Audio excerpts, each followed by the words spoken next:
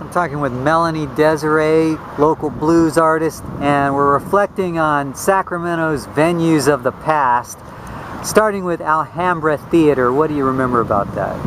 I remember being a little girl and going there to see movies, and it was so glamorous, being the old big building that it was beautiful.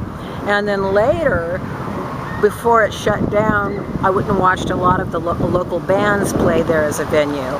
So it was a wonderful place that me included, and lots of us really hated to see go.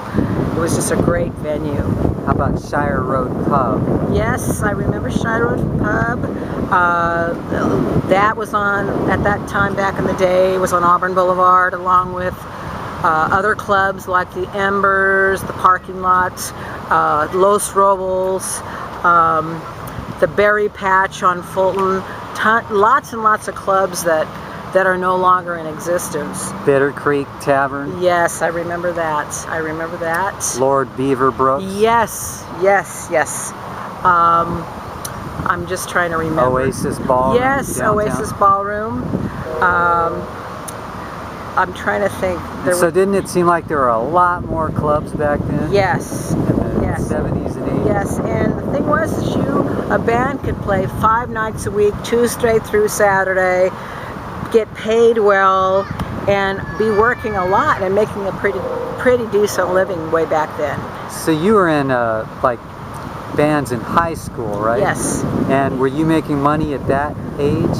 I was. Back then, you could play, even if you were under 21, if you were a musician, you could play in the bar, but then you'd have to sit along the side, or they'd have a special room for you if you were underage. But yeah, I played as a teenager in a lot of those clubs. And you were trying to put together the first girl band in Sacramento? Yes. Well, I don't know if we were the first. There was a band. There was one called Fanny at one time. There was also another band called Thunder Mama. And so I tried to put a band together. I was 20 years old. There were not the women musicians that there are today. So I played bass. I taught myself to play bass. I had a gal on drums, a gal on keyboards, and we had to get a guy for, I can't remember what else. But what was the name of that band? What was that band? I don't remember, to be honest with you. I don't remember. How could you forget your first band? Oh, you know, I do remember. It was called Lady Blue. Lady Blue.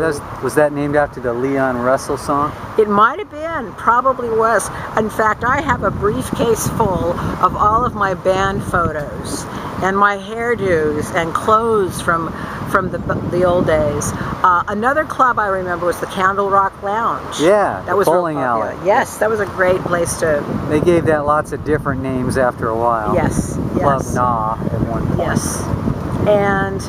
And I'll put a plug in. I lived at Tower Records, and back then you'd walk in. Watt and El Camino. Watt and El Camino. I also visited the 16th Street one, 16th and Broadway. I grew up around both of those. Yes, and I'd go in and I'd remember the 45s against the wall. Yeah. There was rock, country. That was it. And then you'd go into the other sections for the classical.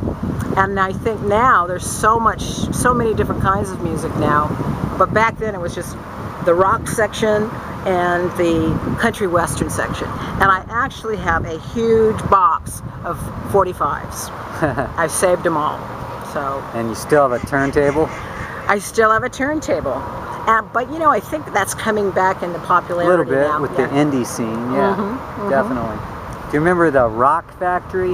Yes, yes, that does ring a bell. And El Dorado Saloon? Yes, that's, the El Dorado Saloon. I remember going there. It was if I remember correctly, it was huge. It was a really big club. Held 500 people. Yeah. We did a show there at Quad once. But it was definitely a fun time through sometime in the late 90s, and then everything just started disappearing. Yes, yes, yes, yeah, it's true. But we have the memories today to talk about it. That's right. Thank you very much, Mellonnee. Thank you.